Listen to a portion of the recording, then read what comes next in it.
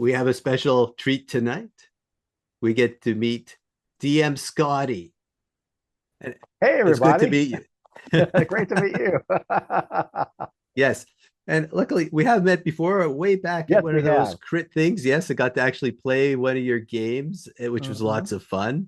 But I Yeah, guess, and one. we have corresponded for a long time as well, ever since I got wind of Easy D6, which I think is one of the greatest TTRPG games ever. And Well, thank beyond you. tabletop, I mean, virtual as well. I played all theater of the mind. But we could talk more about that. But by the way, how do you like to be called? Scotty, DM Scotty? What's your pref? Just call me Scotty. That's great. Okay, sure. Call me Bruce. Yeah, so I invited you on because I know you're one of the most creative people I know in this field in terms of making things very exciting in terms of games with minimal rules, which I think is a very creative thing. It's like what Hemingway said to people: sorry for writing so long. I didn't have time to write a shorter piece. You know, All it's about right. how important it is about all the experiences, because I know you've been in the gaming field for many years and distilling all this experience. And Hmm. what I'm hoping we can cover is like your whole creative process and so on. And also some of the things you find are most creative that you have created. I mean, you've made lots of things before Easy D6. I mean, your things. How about I'll hand it over to you for a bit and let you introduce yourself a little bit more? Oh, yeah, yeah. So, people call me DM Scotty, but yeah, just my name is Scotty. But um, I as far as gaming goes, I go way back when D&D first started, in high school with the red box and all that kind of stuff. So I played that, and then I got out of it for a while with the family and the work thing and all that. But I always wanted to get back into it, and then some friends at work actually got me back into it. They said, "Oh, let's play." We want to play some D&D and we want you to be the DM because none of us have ever done it before. So I'm like, okay, sure. So we started playing, and uh, I noticed that some people had difficulty with theater of the mind. Other people, it wasn't so bad, but other people did. And so I kind of had a wargaming background that I had done between kind of dropping off RPGs and coming back to them. And so I did a lot of terrain and stuff for my own games, and I was like, well, what can I do to make the make this more interesting with terrain and kind of stuff with my wargaming background? And that's when I came up with the DM's craft. I'm like, oh, I'll just show people what I'm doing. It wasn't very fancy. It was just the start of YouTube. I just put the camera up. There was no voiceover. I just did talk right into the camera, and that's how I kind of got back into RPGs.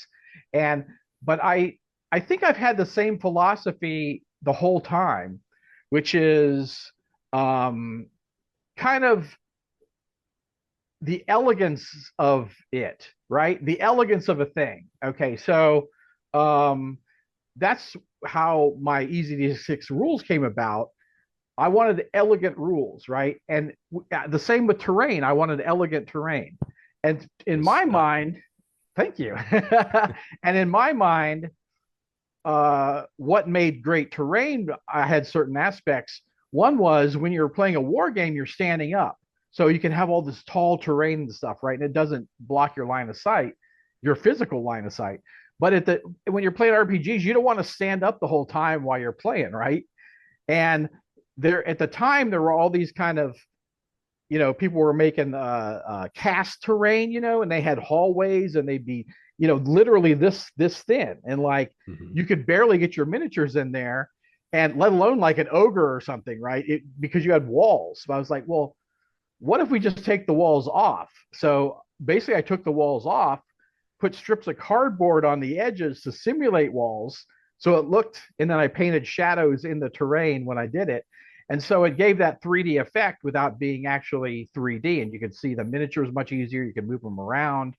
Um, and so that was the way I approached it. Like I wanted something that really that looked good, was easy to make, but really worked, right?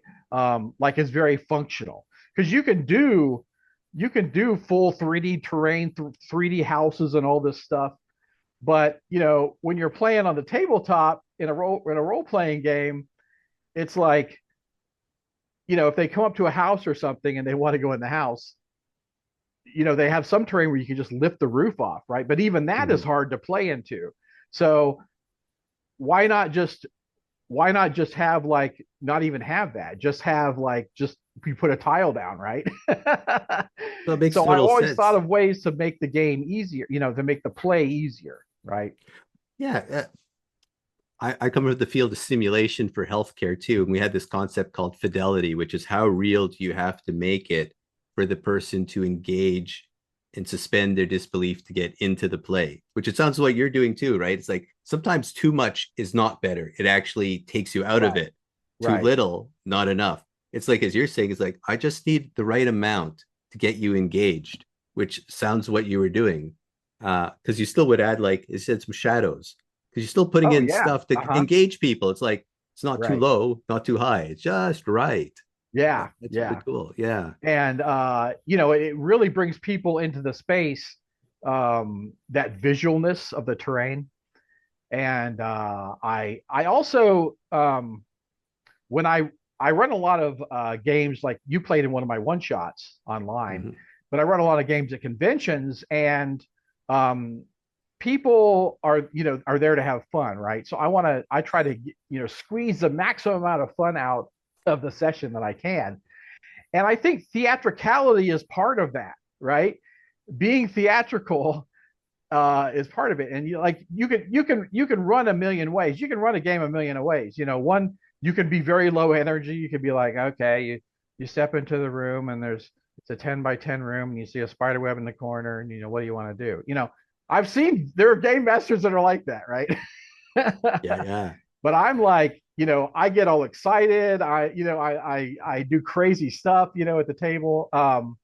So I always, to me, it's like I'm the leader of the party, right? I'm the head of the party, and and people have come to my party, and if you're low energy and you're not being excited and having fun yourself, then the rest of the people tee off of you. They follow you. They get your energy, right? They follow your energy. So I always try to bring that out. And one thing I like about EZD6 is it allows that. It's my style of play. Like, it allows the energy to keep flowing. There's, I call them rules. I call them rules breaks. There's no rules Mhm. breaks in EZD6, right? Because you don't have to keep looking stuff up. That's so frustrating in a game. And people say, how do you get through so much material in one session? And it's because you don't have to look up rules, Yeah. right? It's kind of like you got the spirit. It's like a spirit game. I can't put the, it's more like there are rules, but Mm-hmm. it's more a concept. And once everyone buys into the concept and agrees with it, it just, okay, we just bounce with it and float around. It's kind of improv with a little bit of framework Right. that keeps everybody going versus, yeah, the crunch, crunch, crunch. So like if you're playing old style D&D or 5e, like 2 hours to Right. fight one Right. kobold Right. Right. So versus I yours think what like like you could go through armies of people in like 10 minutes. right, right. And I think what drives my creativity is like boiling things down to their essence. You know what I'm saying? Like um you can make a rule for anything, right? And board games do this all the time because you have to have rules for every single thing that the players will do, right? But are the rules elegant? Right? Mm-hmm, mm-hmm. Anybody can make a rule. I can make 1,500 rules for different things, but that's not elegant, right? That doesn't make for a good game, even though I got a 600-page book of rules, right? So yeah, my thing is like elegance. Like, what can I? And with Easy Sixes, it was like, what can I take? It was the same with the terrain. Like, what can I take away and still have the essence of the terrain, make it very playable and attractive, but still keep that thing that I want, the playability of it, the ease of use and playability. So the rules for the game would be the same way, right? Ease of use and playability, right? So that drives my creative process as far as my gaming goes. It makes sense. And again, it attracts certain, I guess, again, there are the people who love rules and min maxing and stuff. Mm-hmm. And I remember years ago, way back at AD&D times, where there'd be all these Monty Hall dungeons, and everyone would design 20th level characters. They spend hours going through like the Dungeon Master's Guide and all that, finding every loophole. It was actually a battle with the game master. How many loopholes can you create? Like, I don't need a saving throw, which kind of defeated the whole purpose. Or it was a different type of Right. game, but a meta game versus here's a real game that you're describing where we're all playing this together for the experience and we'll have an adventure. And afterwards we can all debrief and actually think that was cool. Doesn't matter if we Right. lived or died. I mean, Right. which is cool. Because I know you're working on a horror game as Yeah. well, which maybe we can get Yeah. to as well. But I mean, that's why I like Call of Cthulhu, and I know it's actually more popular in some parts of the world than D&D because it got into the whole concept of let's play. You're going to die or maybe lose your mind, but that doesn't matter. It's the process and the fun of going through the whole thing that was key. And I know I may as well ask you because I know we can talk about a lot of things. I know we have your Wasted World, and you're because it's so elegant and so like a mini engine, it can be used for all sorts of different things. And Oh, totally. Yeah. that's what's cool. I maybe you could talk more about like how it could be spun into so many different genres and types of games. Right. Right. So I've just finished the horror manuscript, so it's gone off to Runehammer, and we started the artwork and everything. So I'm excited to see all that. But my next one's going to be sci-fi, so I'm going to do sci-fi. For an example, I try to look at everything, separately and what works for that particular genre, right? So for the horror book, there's actually two play sets in it. One is Everyday Nightmares, where you're just normal people, which is essentially what you played with me when you played that horror Hmm. game with me, was Everyday Right. Nightmares. And then the other one is called Dreadborn Hunters, and you're monster hunters who can drain the essence of monsters and manifest monster powers. So Hmm. you can That's gain cool. like claws and horns and all kinds of cool stuff. Um, so they're very different play sets. So, for example, the monster hunters are very heroic types. They may be brooding and they may be dark, but they're still heroic types. Where the victims are generally there to die, right? Like I Yeah. said, part of the fun of Call of Cthulhu is who's going to go insane first or who's going to die first, right? And that's part of the game. You accept that as part of the game. Yes. Nobody's gonna, nobody's gonna be like, oh, I lost my character, because that's part of the fun, right? How am I going to lose my character, right? So to emulate that in EZD6, instead of karma, where you can add to your dice, I've added stress. So stress you can add to your dice rolls, but every 3 stress you get, you lose a strike, and you only have 3 strikes as a character. You're stressing out essentially, right? And I also lost the hero die, which is like if you fail a roll, you can re-roll the Hmm. hero. You get 1 hero die to re-roll.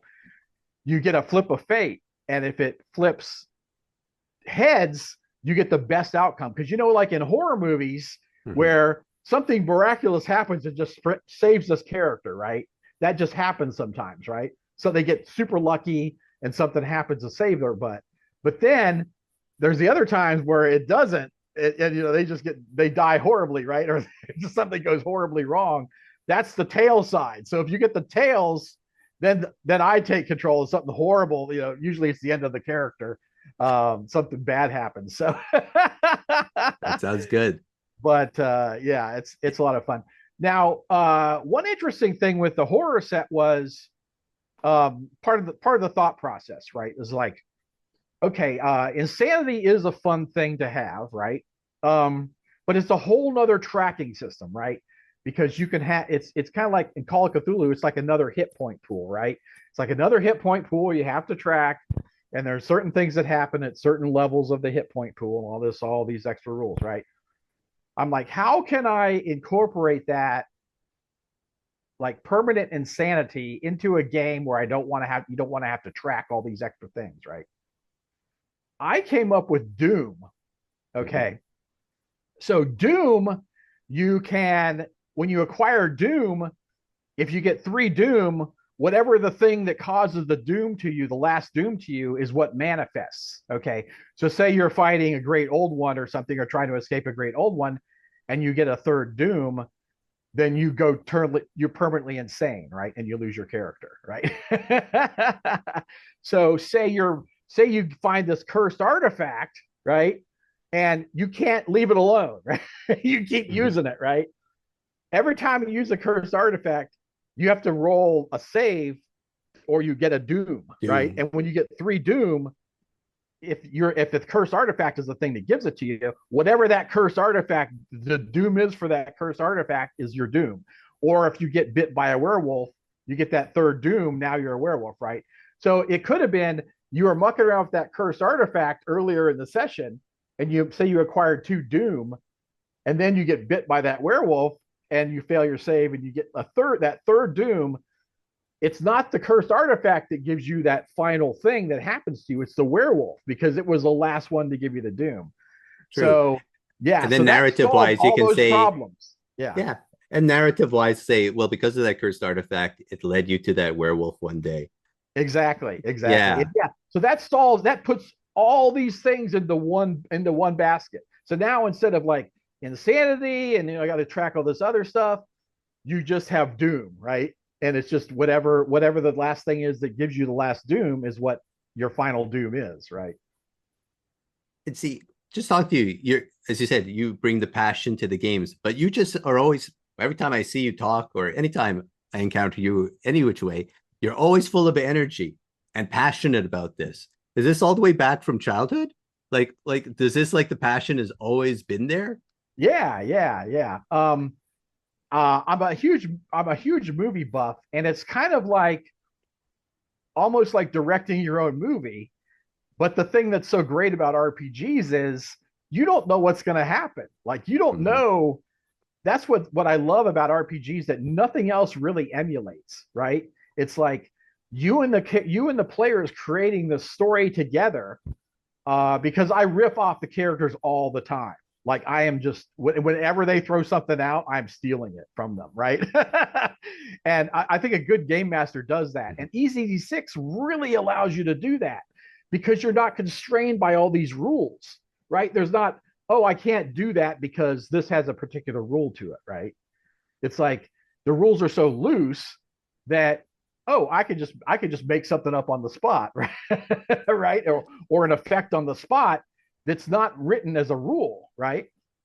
And yet there's some fundamentals you have in there, which I think are really cool. Because one of the things, even playing D&D with all the rules, it's so much excitement happens when someone rolls a 1 or someone rolls a 20. Because something, it's like you were saying, it's like a flip of fate almost, like this is bad or good. But you made it even more happen more often because we have a D6. So you don't have to, it's the probability of something horrific happening or the 6 and crit. Yeah. It's quite exciting that way. And that's what I also find is, it's not about winning or lose, but rolling a 1 is just as exciting as rolling a 6, depending how you look at it, right? So right. Yeah. And the most dreaded thing that the players have to hear from me is like, don't roll a 1. So like, exactly. If there's something general that could happen, like there's rocks falling or something, I'll just tell all the players, don't roll a 1. You roll the die and don't roll a 1. If you don't roll a 1, you're fine. But someone invariably rolls a 1 because you're only rolling a D6, right? So, it's true. And you're limited with what you can do on a 1. When you get a 1, you can't use karma on it. But you can use your hero die, but you only get 1 of those. So, am I going to use it now? Or do I want to save it until I really, something I might really need? So I love that player choice. And, like you talked about in other games where you roll a crit fail or a crit succeed on a D20, it's not that exciting because you only have a 5% chance of doing it. And in EZD6, when you get a crit chain, the people go nuts. Like people go crazy nuts, especially if it's like, against a boss or something that they're, having trouble fighting. It's really exciting to get the crit chain. In D&D, it's like you roll your damage. You might not even roll your normal damage. Even though you got a crit, you might roll horribly and not roll your damage. With EZ6, since it's all just strikes, 1 strike per hit, every time you roll, you crit confirm, and if you keep doing it, and you can use karma and your hero die to do it, with artificial crit, confirms. So it's like you can really get it going, and the table goes nuts. Like they're cheering, screaming. I've never seen that with like a D20. It's like, oh, cool, you got a crit. It's like, oh, that's great. But when people get a crit chain, and it's like 3, 4, 5, 6 crits in a row, whatever. It's like people they're literally screaming at the table. Like the energy is crazy. Which speaks about the whole karma system that I like. When people fail, they still get a little bonus for the next time around. So Yeah, it's I very, call it, I very, call it a band-aid on the boo-boo, right? Because you failed your yeah, roll. but it still doesn't unbalance the game at all. It just kind of like saves it for more like fantastical, heroic kind of situations that here's where we have to, and it's almost like an economy. You got to really be careful with them. Anyways, they can be drained. And I know when I play the game, I'm finding ways to try to make people waste it whenever they can Oh yeah. Oh yeah. beforehand. Yeah. They don't And have to, but you want to trick them sometimes. Say, hey, yeah. yeah. And think of it like, when you watch a movie with heroes in it, right? Or read stories, they have incredible luck. Like heroes have incredible luck. But at some point, the luck runs out, right? And they get taken down or captured or beaten up by the bad guy, right? And then they have to come back and fight, right? Mhm. So it really, the whole way the game works mimics that storytelling of, you have a lot of luck to start, but then you start losing that luck, you know what I'm saying? And then you have to, and then you're gonna have a beat down. You might have a beat down at some point because you've Right. lost your luck, right? And they got to try to earn it back. I don't know why the movie just popped in my mind, but Big Trouble in Little China just Yeah. reminds me of that. Yes. And it's like at the very end, he rolls a crit chain. Exactly. It's his only time. He's rolling ones and everything all along the way till the Uh-huh. very end. Uh-huh. But yeah, no, it's very interesting too, because again, even before ECD6 though, you were already doing lots of different role-playing materials like the North Road and all these things. You were experimenting in many Yes. different formats as well. Like, I mean, Mhm. it sounds to me you've always tried to do things a little bit off the beaten path of the usual. I don't know if you want to talk about any of that, but again, it's like I see a lot of people constantly making, oh, let's make another clone of OSR. Oh, look, this the standard, the rules are out. This, what's it called? The resource document. And everyone goes, oh, I'll just make a duplicate game. I Yeah, changed a yeah, couple of things. yeah. And there's billions of them popping out. Yours Oh, are there not that are. way. Yours are Yeah. not like, if anything, they might have some elements of the best from many different games all Mhm. condensed into it, but it's not a retread. Right, right. It's like, yeah, I Yeah. mean, at this point, I mean, you're going to be inspired by other things that have gone before you, just like filmmakers are inspired by other movies that have. You're not making a movie. A horror director is not making a movie in a vacuum, right? Or any director. They've got this catalog and background of movies that they can draw from, right? And so someone might take a kind of an idea from another movie and make it a twist, right? In their movie, a certain twist. Mhm. So with game systems, I think, yeah, you kind of, what I did with EZD6 was, what do I like about other game systems? I like exploding dice. I think that's like super fun. I don't like math. Lots of math. Yeah. Um, Mhm. because that's what's great about EZ6. You don't have to look at like, once you know your character, which is like in like 5 or 10 minutes, you don't have to look at your sheet. You don't have to keep referencing, what was my bonus on that? Okay, and then I'll roll my die, and I'll add that bonus to it, and then, oh, I got to roll my damage, and I got to add that. You know what I'm saying? And then like 10 minutes later, it's the other person's turn. It's just like, um, Yeah. having to keep referencing that sheet takes everything. All that eats time, right? And rolling a d6 and a d20 is the same thing. It's just more compressed, right? Whether you're rolling a d6 or a d20, the d6 is more compressed and just easier to manage than a d20. Um, so yeah, I like that. And also the thing with, like, there are certain games where they have pools of dice and that kind of thing, which EDZ6 can have pools with boons and things, but you're not usually not getting more than 3 or 4 at the most. And Mhm. since you always just take the highest die, there's no like, oh, pick all the fours out of your pool, or do this weird mechanic or whatever. You don't have to think about it at all. It's just you look at the dice and it's like, oh, I rolled a 5. Okay, that's my highest number dice that I rolled, and now I don't have to think about that, right? So I Well, wanted that aspect also. well, I was going to ask because again, I said your favorite games. Like, did you have going through all this? Did you have some? This is my favorite games. Like, I know you created your own, but Right. like this was a creator I really admired, or this is one of my favorite games, and that also helped kind of like guide your development. Yeah, yeah. It was less about mechanics and more about how do I like to play? Like what makes fun at the table? Like what how can I boil this down so to get the most fun at the table with the least time spent worrying about rules, right? Yeah. So But I'm wondering that too, was like, how you made like Wasted World? Like, are you like a Gamma World fan, or like when you were oh going through? yeah, Because yeah, we yeah, go way back. Like, it's like yeah, what games like, oh, this is exciting. This is genre. In yeah, top of the movies, because yeah. again, I mean, there's 10,000 movie references in this Oh, one. there are, Like, I yeah. mean, yeah, that's what I like about your stuff too. Is like, oh, look at that film and a boy and his dog, and Yes, yes, yeah. there's Omega Man and all the rest. Exactly. Yeah, yeah, And because even like I have the zombies in Waster World are called Romeros, right? yeah, good old Night of the Living Dead man, and Right, yeah, right. So yeah, I was so that was interesting. But like you say with the games, of course I was inspired by all these games, right? Everything D&D gave us this wonderful hobby. And I seem like I'm talking smack about some of these games and stuff, but I'm not. I'm like, these are all great games. Call mhm. of Cthulhu's great, D&D, they're all good games. Um, but there's space enough for all different shades of games. And I wanted to have in my space of game, I wanted to have something that anybody can sit down and play, learn in like 10 minutes, and you don't have to just have learn all these rules, right?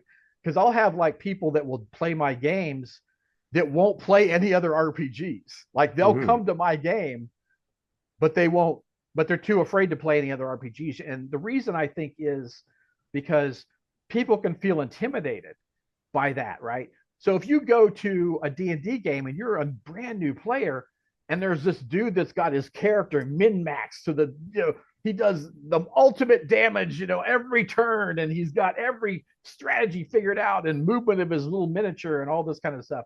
And it's like, and you don't know anything about D&D. That's that kind of player is actually fits really well with Easy Easy Six because it's not Mhm. about all these rules and the minutia and all this stuff. It's just you tell me what you do and you roll the die, and if you have a boon for it, you know, or usually it's a clever idea, that the player has as opposed to, oh, I have the special power, right? Well, I'm going to go on a tangent then, based on that, about like again, because I'm still curious about your own journey too through all this. If you've ever encountered that, like trying to engage and going, these people are so rule heavy, or the fact that again, you said you kind of went out of the hobby for a while, or I call it the art, and then you Mhm. came back. There's been times where I don't know, like the creativity felt blocked, or it's like, I mean, like, or you're trying to do stuff and you're not playing it right because you aren't min maxing. And what are you trying to do? I have no Right, idea, right. but I assume the journey is not always smooth, but there's bumps along the ways and dry spells. Oh yeah, yeah, yeah. And like the hardest part of Easy D6, the core book, was the magic. Like magic is very difficult to do for like easy games, right? Because looking at other easy type games, usually the solution was we take all the cool spells out and just have the lame low level spells, right? And that's not cool or interesting, right? But when you can make your own spells, right? Um, and then but you have to roll for it. Not only is that more exciting because you're not sure if it's going to go off or not, and the more you want to push it, the harder it's going to be to cast, right? So if you want to hit more targets, or you want to do more, or you want to do more a bigger effect, or whatever you want to do, is really dependent on that resistance to the spell you're trying to cast. So do I want to hit that one target and have it pretty easy, or do I want to hit all 6 targets and make it really hard, right?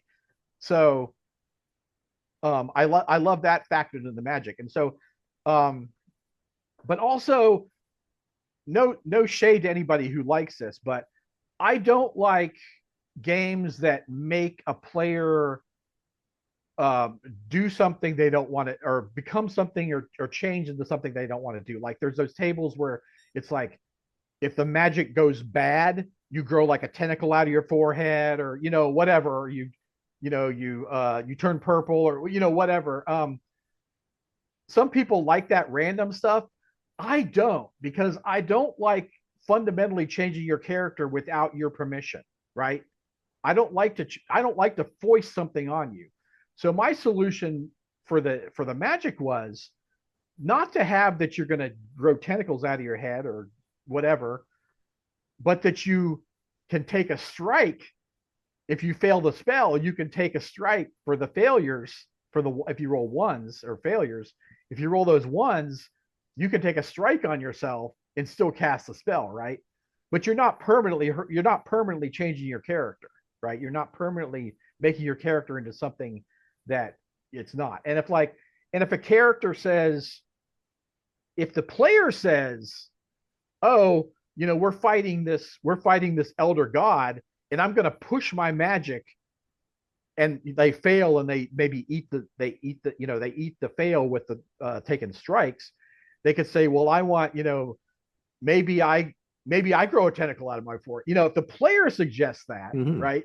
If that's something the player wants to do or suggests it, I'm totally great with that kind of stuff, right? But I don't like to foist character changing stuff on players without them accepting it, because or at people least come to setting love up these the characters. it's like setting up the framework or the agreement of how the game's going to run. Yes, Some people like that. I'm fine with that happening because I know that's what's going to happen in this game. That's a possibility. Yeah. Or I get the agency of it. That's good. But it's like, well, it's like having the framework of any simulation or anything. It's like, how are we conducting this?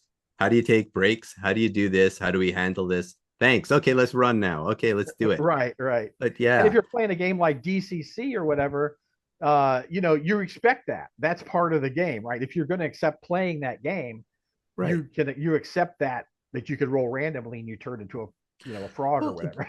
So it's like, you probably don't run into this then as much, but maybe you do. Like, again, do you ever get players who actually come in saying they want to play it a different way? Because again, one thing about your game, I think, is a person has to feel comfortable to be imaginative. Right, and that's the thing, again, is you're definitely comfortable being imaginative. You let it out, but a lot of people are scared to actually let their dreams and their stuff come out. And I think they do gravitate to games that are much more rule heavy. Tell me what to do and structure it versus, I sometimes playing Easy D6 when someone says, here's the magic, I don't know what to do. It's overwhelming for them. It's like you have the Green Lantern ring or whatever. Like, no, just dream, do your willpower. No, I don't know what to do. Versus just, I want to have those like spells, like has to heal. No. Do you ever run into that? Like the opposite, where it's like the person's. Yes, yeah. You'll definitely have people that are shyer than others, but I think what it stems from is kind of your energy helps with that. So if you go to the table, like my players know, within 5 minutes of playing the game, that I'm on their side, that I'm not an adversarial DM, right? I'm not trying to just murder them, except maybe in the horror game. Yes. But they know that, and then it's okay. It's like, no, right. That's the whole point. It's like, yes, we will do that. Okay, cool. I like that. Yeah. So they quickly discover that I'm on their side. That I'm on their side, and then they'll see people suggest things into the game, and then they'll get more comfortable with that. I think make it so their comfort level is high, right? And so those people that are shyer will tend to share better. For sure. And I did get back, and I guess we didn't get into it. Have you ever hit like your own personal, I can't think about what to do? Like, what's your techniques for being creative? Like, you know, one thing it sounds like is you take in tons of media, films, and like that's one thing. But I don't know if there's other ways you kind of like have any special ways of doing things. Like, some artists like they'll write their notes, or they'll make sure they have mentor groups or peer mentors. They kind of bounce ideas around. Like, how do you keep it like fresh that you don't burn out from all this output? Oh, right. Yeah, that's a thing that definitely can happen. And particularly for people that run a lot of games. Um, You I don't my just home, run them, you yeah, write them. I mean, right. Well, that's you true. That's do, true. you create. Yeah. I find that I tend to have a hard time just sitting down and writing out like things. Like I have to let it cook in my brain, right? For like the magic system for EZD6, that was a process of cooking in my brain. Like I tried a couple things and I wasn't liking how it was working. And so I was thinking, okay, what do I like about magic? So I like that there's it's chancy. I like that the player can recover if they want to take a penalty, which is strikes, which is dangerous because you essentially killing yourself to cast spells, right? Um, and make it harder. The bigger things you want to do, the harder it is.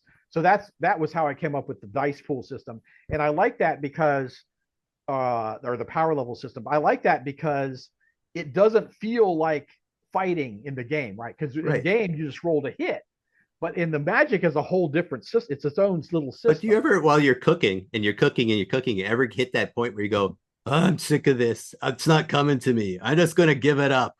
Like, I'm tired of this." But you don't, because you keep like somehow you have the ability, like it's still cooking versus, Yeah, I'm just going to go to something completely different. yeah. Like, how do you persevere?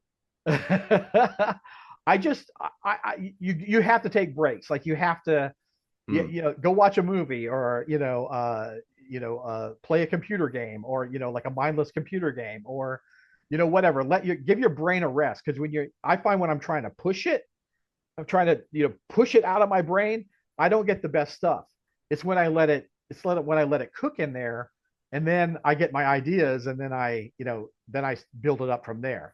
So it's not like it's less of a dump, like a creative dump, than it is um like putting the pieces together like a puzzle.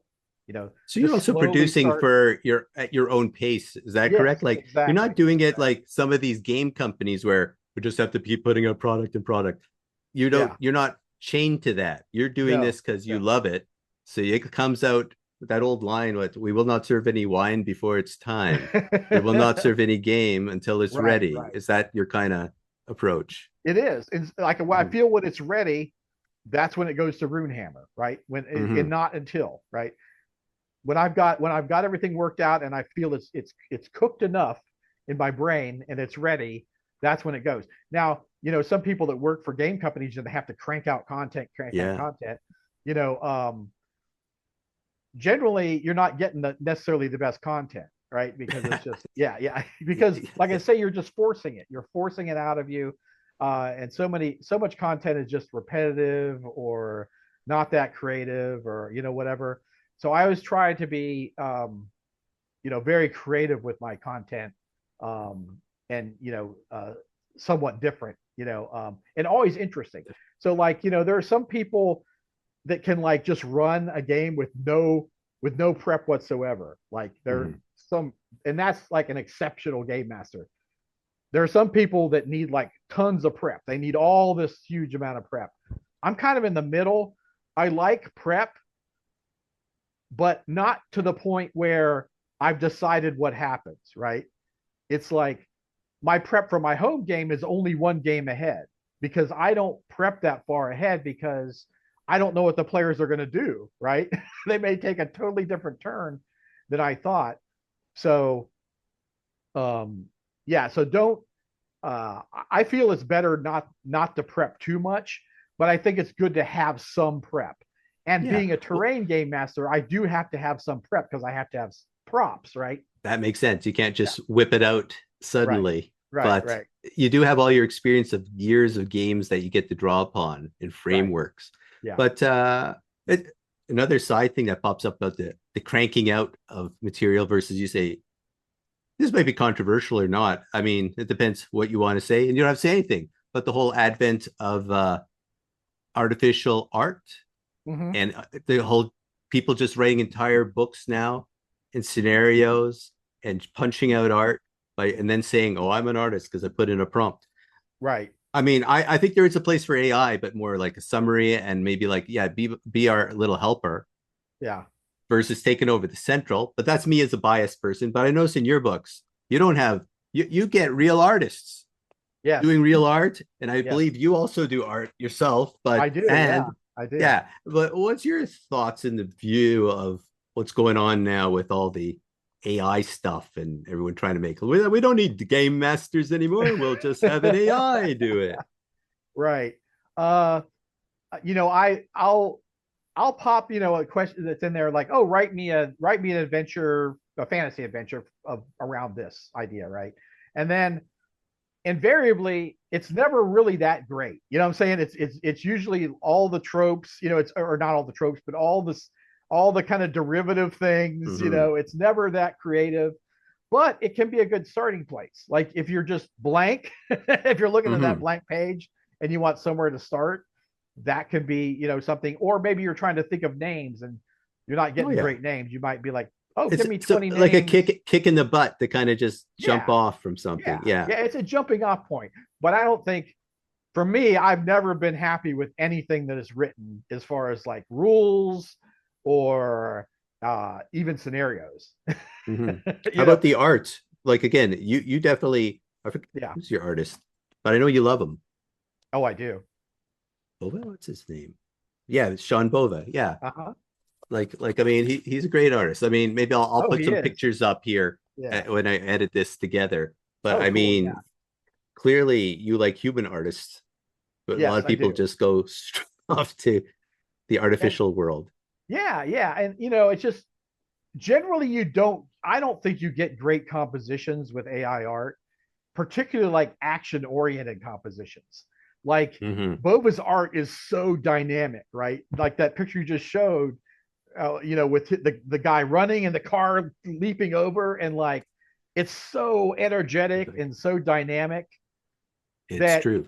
you generally don't get that type of stuff with AI. It's very sedate generally, or it's Mm-hmm. like a portrait, or it's, what I'm saying, it's like a still Yeah. picture portrait. It's not an in action thing, or in media res or whatever. So yeah, it's just like, yeah, I'm not a huge fan, but it does have a, I do use AI art. I'm playing. I'm actually playing in a game this Saturday. I get to be a victim. Someone else is going to run the game, and for my horror set, and like for my character, I did like an AI portrait. You know what I'm saying? Right. But you're not Um, using it to sell or anything. It's just to kind of yeah, play with for yeah, your own yeah, personal fun use. right. Or like when I play online and I use like a tabletop, I generally like to have pictures, in the background while we role play or whatever. So I'll get, AI generated pictures, because sometimes it's hard to find art, actual art that's something that you have just a weird idea about. So it has its uses. But as far as like actually published materials and stuff, I think it falls way short. Mm-hmm. Yeah. One other thing too, because I know I don't want to take up too much of your time, but one of the other angles too I'm always talking about with art and creativity and all whatever field is if it ever ties into mental wellness or mental well-being or other sorts of things. And if some people have been inspired from their upbringing, encountering some people with these types of issues, or they actually the art itself is what makes them so happy and it deals with lots of stress. There's lots of different ways. I don't know if you have any comments or thoughts on how your art and your creativity have any links to mental wellness or mental health issues at all. Yeah, being creative is it's an escape. It's like an escape from all the troubles in the world. It's like, and the same with crafting.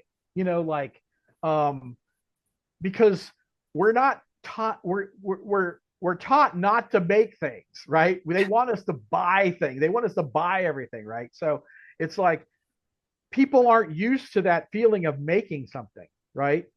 How good that feels, right? And even if your dungeon is the crappiest cardboard, worst painted dungeon in the world, the players are going to love it, because whether it's between it's like theater of the mind, or oh here we can actually see where we are in the dungeon, right? And we're fighting this goblin horde or whatever. That um that just brings everybody into the game and centers them. And so I'm not saying you need terrain for everything, and I don't use for terrain for everything. But it's like, but that terrain, can really help center the game. But as far as like your creativity goes, yeah, I've had so many people over the years tell me, I have chronic pain, or I've just had all these problems, and just sitting here crafting and not thinking about that is just so therapeutic to me. And I totally agree, because I'm just totally concentrated on what I'm doing when I'm crafting. I'm not thinking about any other problems in the world or whatever. And you need that. I think you need that. So it's a two-pronged thing. It's creativity where you actually create something that people are having fun and use, and usually they compliment you. Like they'll be, oh my god, that's so amazing, and so you get to feel good about that. Or yeah, actually making something and just seeing your friends enjoy it, and just not thinking about your problems why you're doing it, because you're so absorbed into being creative that and I think role playing is the same way. Well, it's a different kind of thing. It's almost like a catharsis, right? Because you can be another person, you can do things that you would never do, and you get to have that fun. Even if you're in a horror game and you get horribly killed, it's still so much fun, because you played another person, and you got out of yourself for a bit, right? You left yourself behind for a while, and you just played some other personality. So I think that's one thing that's, both crafting and role playing are super therapeutic, I think. Well, on both of them too, and tell me if I'm wrong, because it sounds like you're not a solo role player, and a lot of your crafting you like to show. Because I know Carl, we know Carl, and all, like you guys. There's times you guys just go on and just show all your crafting to each other. There's a kind of camaraderie, and again, I find that with lots of artists in general of any sort. Like writers want to hang out with writers, and singers are hanging out with singers, because to give each other that kind of moral boost, as you were saying before. Look what I made, and Yeah. and get that. Like I take it you're not like a solo person. It sounds to me you're very social. Yeah, yeah, yeah. I've never actually played a solo role playing game. I mean, I do play board games, like dungeon Mhm. crawl type board games and stuff. But that's even with people. That's not by myself. I mean, it's a much different experience than like role playing. But yeah, yeah, yeah. So I I enjoy the interaction between people, because to me that's where the magic comes from, right? Because to me, individual role playing by yourself is kind of like sitting and almost making up a story, right? It's like if you use generators to make a story, rolled on generators, it Mhm. almost feels like the same thing to me, right? Whereas with when I'm with players, they constantly surprise me and delight me, and and terrify me. But yeah, I love playing with people, because it's just so much fun, like what we're creating together. Like this, there's no experience like it. There's no books, movies, anything, there's nothing like it. And I agree that again, and I think you bring out a good point that people often forget that the game master is a player too, and they get to Exactly. enjoy it. Like they're not there just to make everyone else happy. The whole team together is there to kind of like enjoy together the whole process, which Mm-hmm. is a very important thing. Because it sounds like that's part of why you like doing it. You love running the games, but it's because you get so much excitement out of it. Oh, totally. So I did ask for an hour of your time, and we're almost at the hour.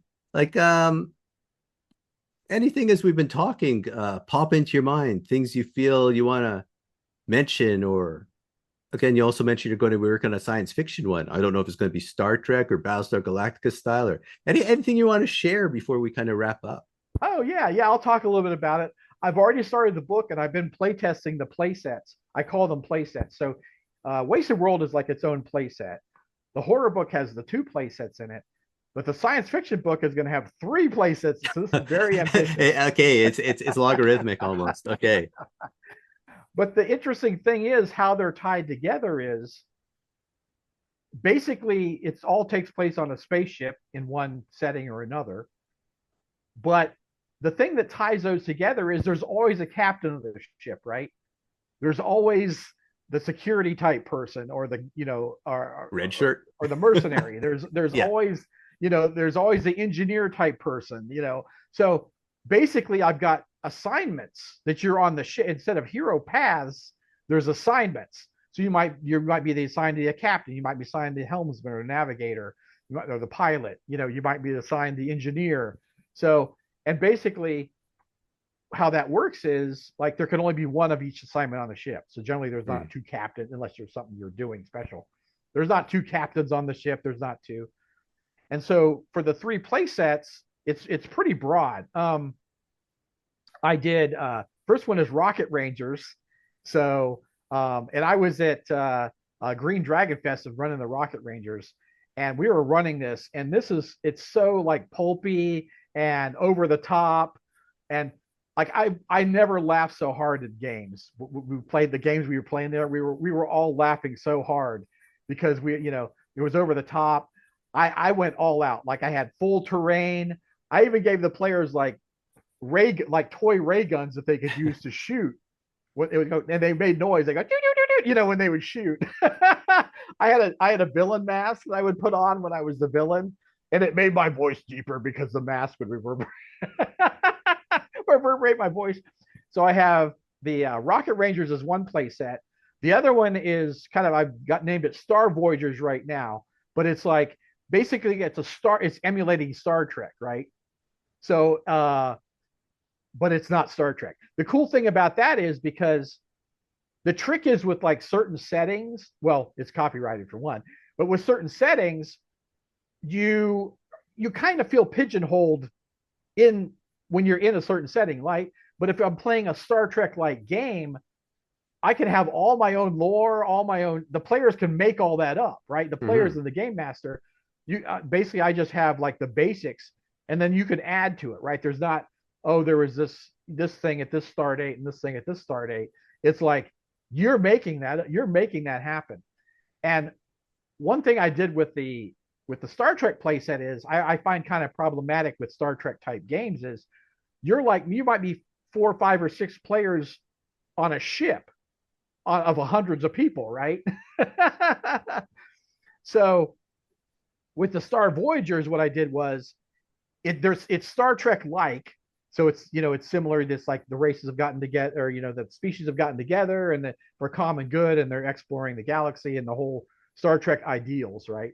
But it's like, but I don't like the idea of a huge starship and then you're only like 6 people on the starship and all the others are NPCs, right?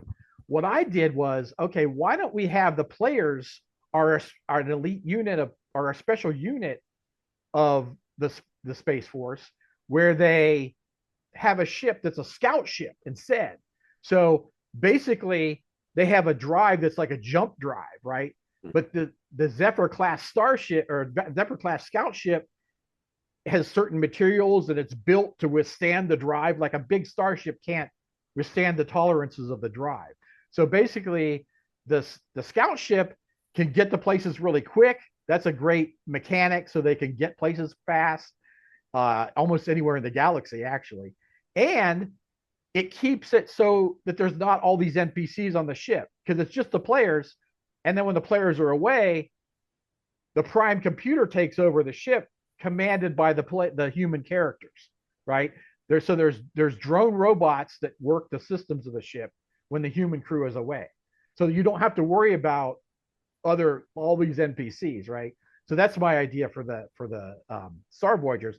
And then the last one is the Fixers, which is kind of like based on like the dystopian 80s and 90s type sci-fi, where basically what you are is you're like kind of freebooters who work for the mega corporations, Mhm. and you do their dirty work essentially. So you're like anything from cleaners to diplomats to mercenaries, whatever they need, basically, right?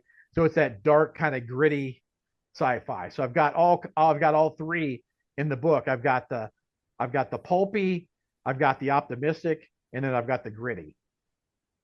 And yet the core, as you said, it's not just the roles or the assignments. It's always a small group.